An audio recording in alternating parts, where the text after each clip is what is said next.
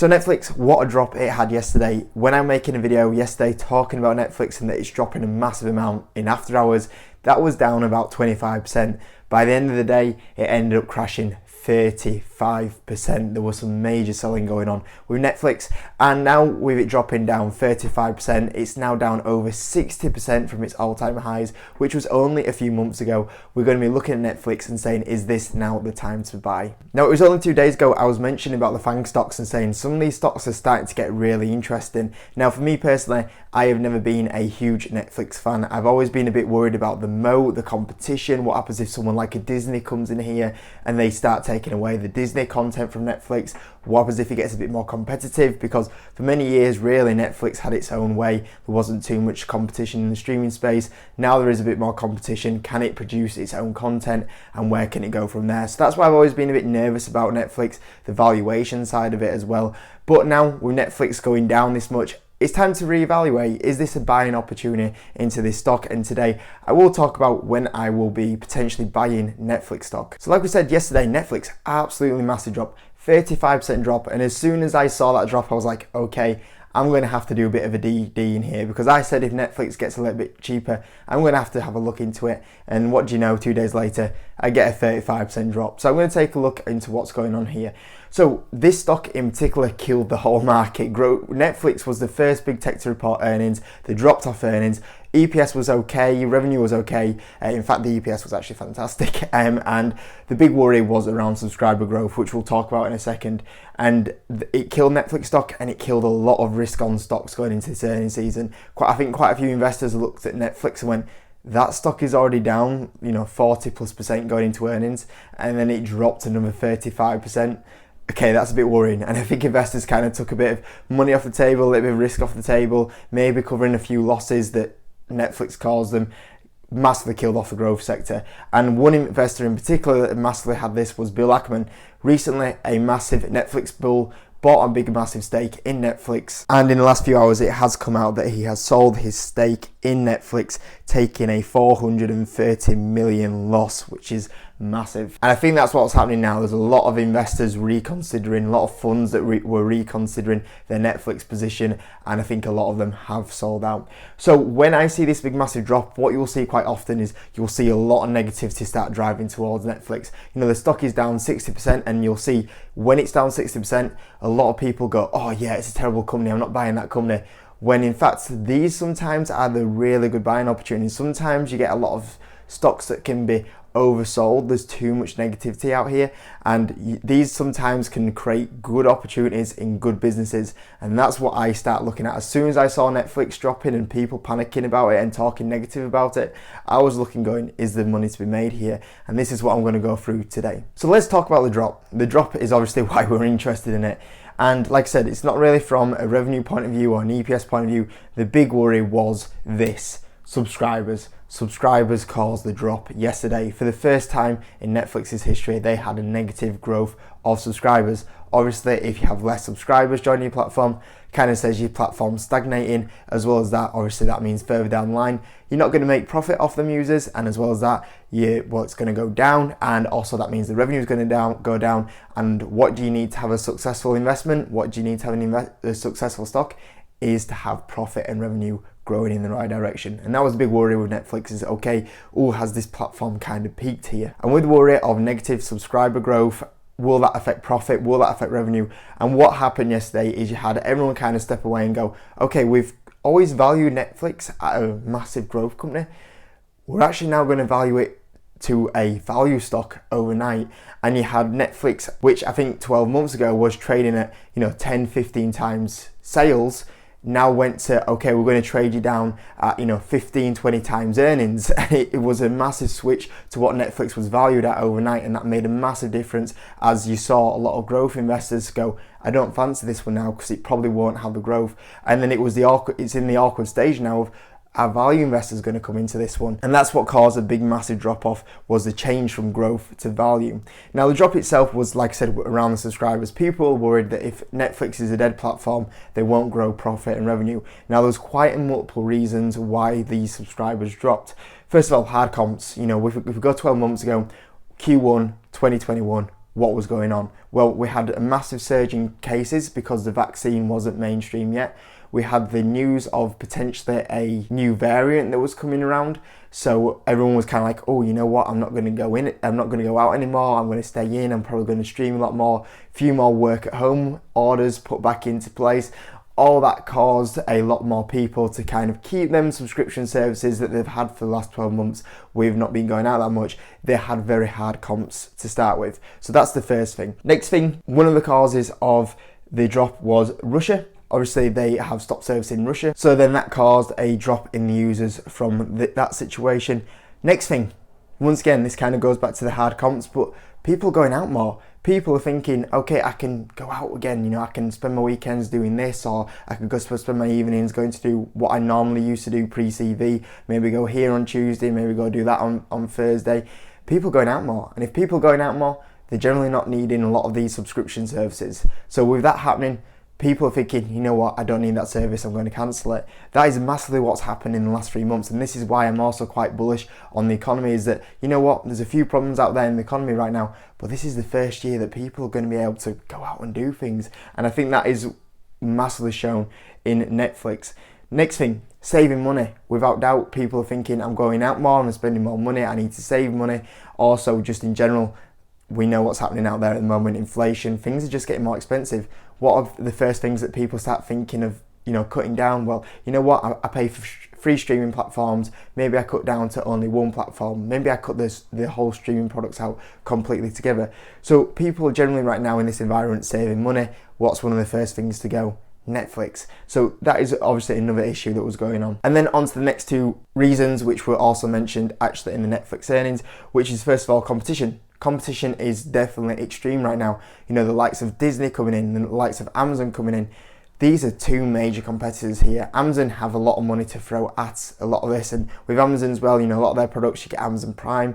With Disney have the major content. You know, when I was always worried for Netflix when Disney would come into here, it was only a matter of time before Disney moved in. They had, you know, probably the best content out there.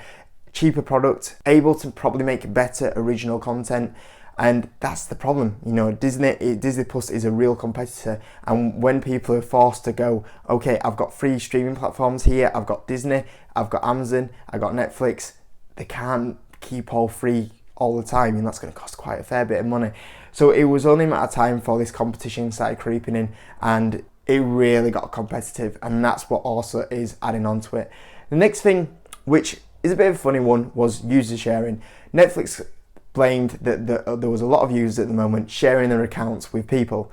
Now, I know that's true. I know there's a lot of people out there that are sharing accounts. I do it.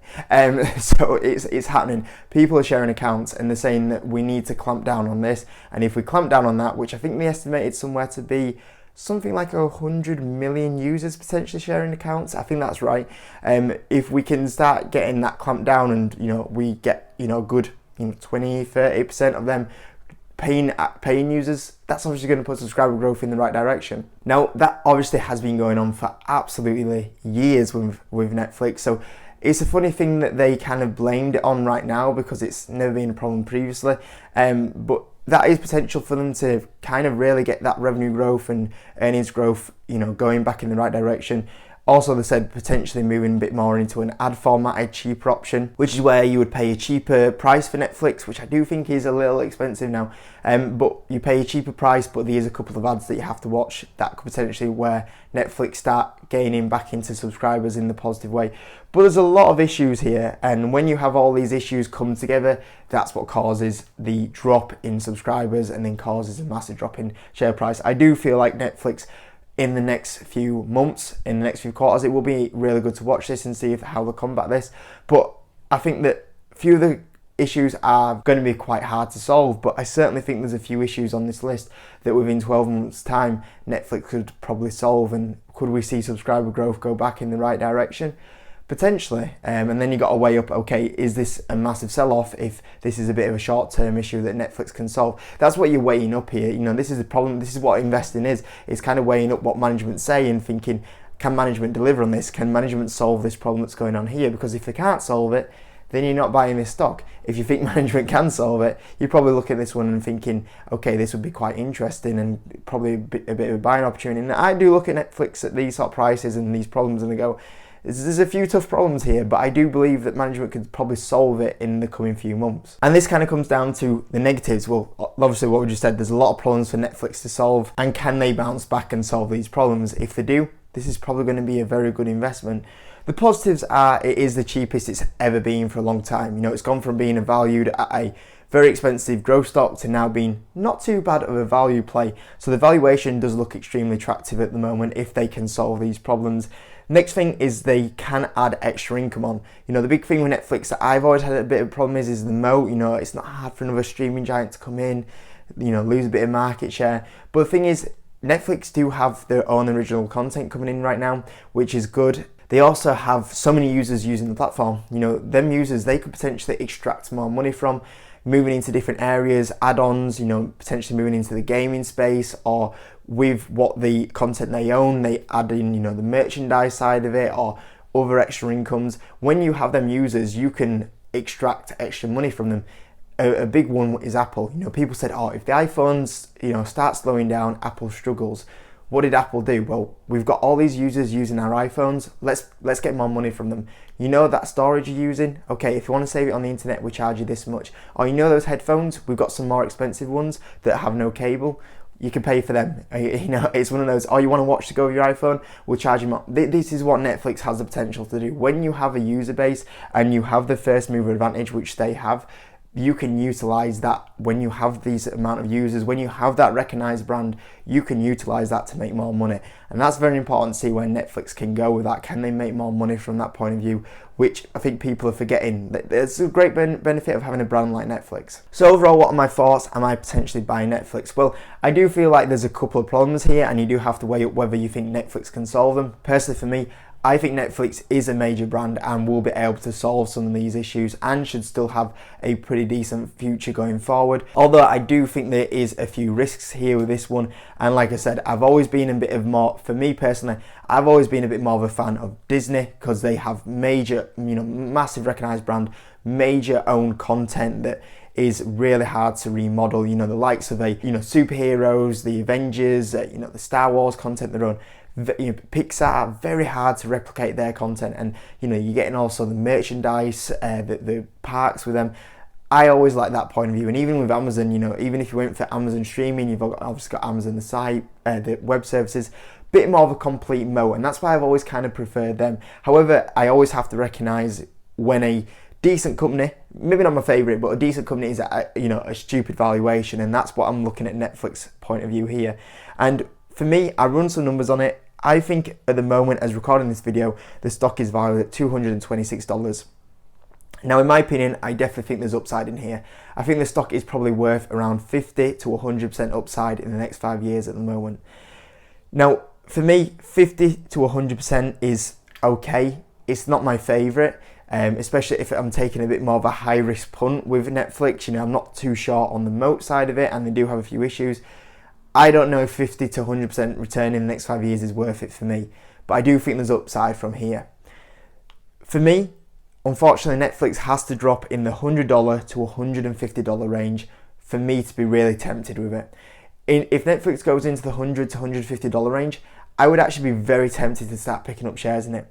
At that sort of price range, I could justify around about 100 to 200% upside in the stock in the next 5 years, which then, for the risk of taking on this stock, would be definitely a lot more worth it. So unfortunately for me, even though I see upside at this sort of prices, there isn't enough upside for me to be potentially buying Netflix at the moment.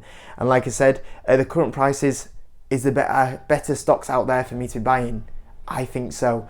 There's a lot of stocks that I'm buying at the moment that I see a lot more upside than this, a lot less risk than this one.